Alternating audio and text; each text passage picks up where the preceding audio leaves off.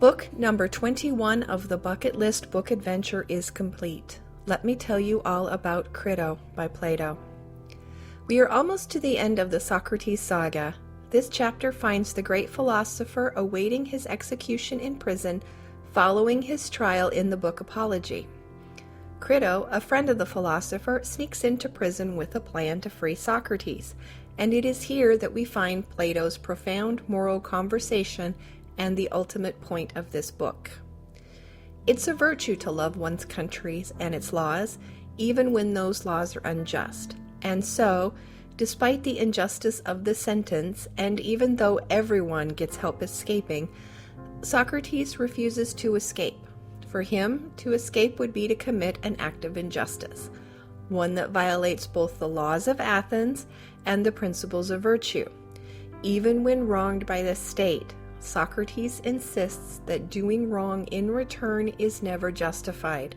For him, the moral life requires steadfast adherence to virtue, no matter the personal cost. I was struck by Socrates' unshakable moral inflexibility and his conviction that it's never right to do wrong, even when all logic and emotion urge otherwise. It reminds me of Joan Didion's assertion that to look for reasons is beside the point. Socrates does not rationalize or excuse, he simply acts according to what is right. Yet, when I think of Mencius, whose writings I've just recently finished, I can't help but notice the difference in their approach to justice. For Mencius, virtue comes from aligning oneself with the mandates of heaven, a moral authority higher than any government. He argued that rulers who act unjustly forfeit their legitimacy, and that rebellion against tyranny may in fact be a moral duty.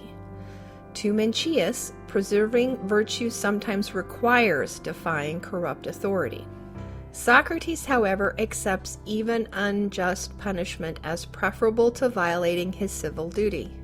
For him, breaking the law, even an unjust one, would corrode the soul and weaken the moral fabric of society. Both men then place virtue at the center of human life. However, where Socrates seeks harmony through obedience to lawful order, Mencius seeks harmony through righteousness, even if it means rebelling against that lawful order. One grounds morality in structure and the other in conscience. Both challenge us to examine what virtues demand of us, obedience or resistance, and ultimately who is the ultimate authority.